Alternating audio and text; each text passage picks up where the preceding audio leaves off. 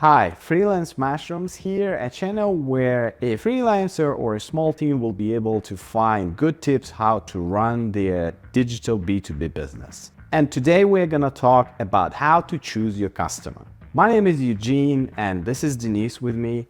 I personally started my journey on Upwork 10 years ago, and currently my personal profile on Upwork has almost $2 million in total earnings. Denise, I think you've started your freelance life way back in 1999. Could you please tell a little bit about your journey? Yeah, I'm already like 25 years in freelance business, so know all in and outs about this. Back then I was print designer, but right now I'm running web development team on Upwork. It's 35 people doing good job, and we know a lot of things about how to manage the client, how to choose the client, and how to make clients happy. We should start this episode not from choosing client. We should start from really tricky things that we find out when we are preparing to this episode. Yeah, we've come to an interesting conclusion that we don't work for money really, as well as the majority of freelancer or B2B digital businesses. We all work for stars, for reputation, which is hard to take sometimes, but it is what it is. So why do we work for reputation, Denise? Because reputation is like a background who will give you ability to work with really good clients. And if you're just starting, you should build this background.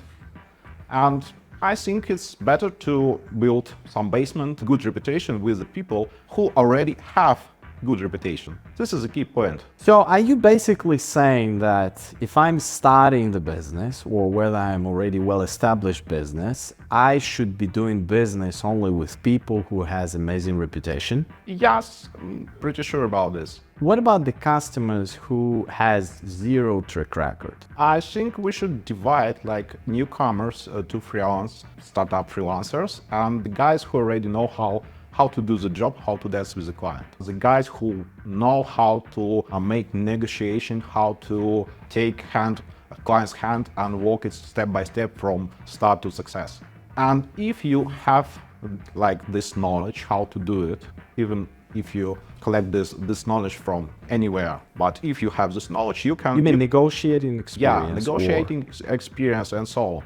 It's not really important for you, is it how many track records in client's book, because you know how to handle the risk. Why we scared of like clients with no track records? Because there is no information. I started from the point that you should build your like new reputation on a platform or whatever with the guys who already have good reputation. In August 2023, I launched an agency on Upwork, and we've had a few new profiles in our agency just starting. And at that point, we already had pretty good idea how to choose a customer, but we've realized that a number of contracts we just cannot take on the new profiles because we were scared those customers may leave negative feedback. So we were much more selective in which customer to take. And even with our huge track record of sales, I mean, at the time I had profile with almost like with over 1,000 contracts on it.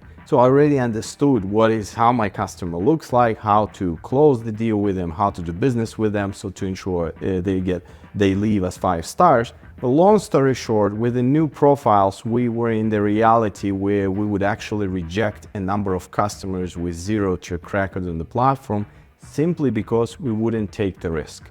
What we would do, we would just recommend, okay, could you please hire a colleague of mine who has more experience, and then we forward them to another profile which is also part of our agency, and that way we would still get a customer and reduce our risks. But long story short, if you are just starting, be very picky about the customer you're taking, and if that customer has zero track record, then you should be very confident in your negotiating skills. You're saying really interesting, and you have a lot of leads. You can afford to filter them. Yes. How do you think, what is the strategy for a newbie on freelancing? Is any lead is good, or it's still really crucial to filter them. Yeah, when you don't have any leads, I guess any lead worth gold, right? And you are not in the position to be very selective. But on the other hand, remember the initial point which was conveyed. You are not working for money at the beginning, you're working for stars. That's the only criteria of your success and progress and possibility to grow this business into something which could be called business, not a hobby. So for that reason, actually, if you are just starting the profile, you are far more sensitive to the type of customer you can do business with, and you have to filter them even more wisely than I do, because I can afford making mistakes. My reputation is so strong that 1 or 2 or 5 or even 10 or 20 clients will not be able to spoil it, because we have like thousands of contracts basically. But this is only your first or second or third or 10th contract, you are very sensitive to any feedback and any review. I think that every client is good if it meets 3 criteria.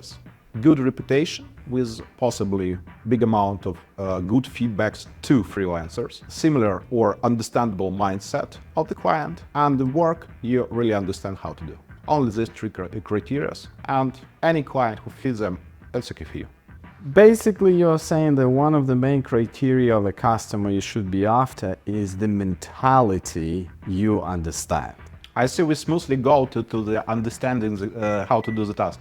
Yeah. So how would you, Denise, this is, by the way, this is very interesting, and we had a bit of an argue regarding the point, how to evaluate whether you understand the task or not. So how do you figure out whether the freelancer who joins your team or a full-time employee or whatever understands what they're doing or not? I think it's pretty simple. You have like description from the client, what is your job? And try to make a list in your head, step by step, how you would be doing this task from start to the end. You can do it on the paper, or you can do it in your mind. Let's take a particular service, like some simple service which you understand, and you will present your understanding of that service from start to finish. For example, I currently launching Google AdWords campaign for my website of post-production services, and my homework is to create 2 sets of banners for the campaign. They have to be in different resolutions and etc., but it has to have 2 different concepts. How would you present your understanding of this job from start to finish for us to see and compare whether we understand our service? I have a detailed list of specifications for each banner design from my Google AdWords guys. So yes, you're a really cool client with a full specification. Who did their homework? I see. Okay. Yeah, I see. Yeah. Usually you